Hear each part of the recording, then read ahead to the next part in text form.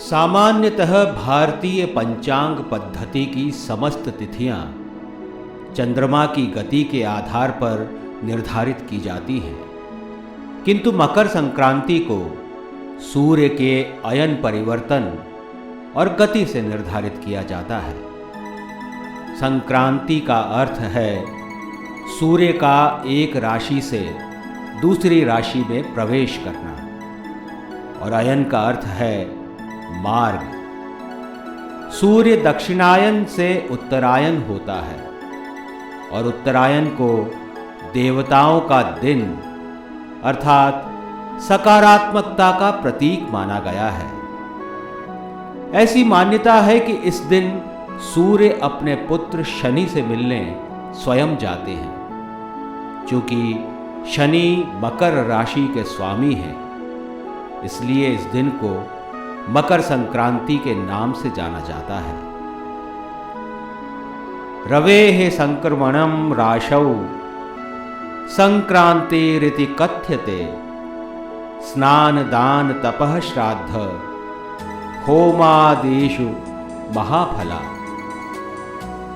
इस पवित्र दिवस पर नदियों में स्नान, श्रेष्ठ दान, पाप मुक्ति के लिए जप, तप और सूर्य उपासना के साथ साथ पुण्यप्रद संकल्प लेने की प्रथा भी प्रचलित है।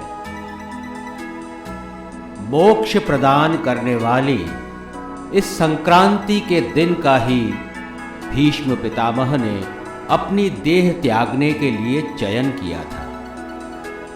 पुण्य सलिला गंगा भी इसी दिन सागर में जाकर मिली थी।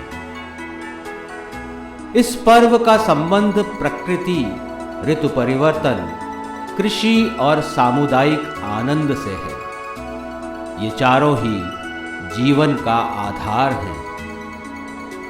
सूर्य को भौतिक और अभौतिक तत्वों की आत्मा कहा गया है। इसी की स्थिति के अनुसार ऋतु परिवर्तन होता है। धरती अन्न उत्पन्न करती है, जिससे प्राणियों का भरण पोषण होता है। प्रकृति के करवट बदलने और सूर्य की गति के उत्तरायण होने पर भारत के प्रत्येक प्रांत में अलग अलग रूप में उत्सव मनाया जाता है। पंजाब में लोहड़ी, तमिलनाडु में पोंगल, आसाम में बिहू, गुजरात में उत्तरायण,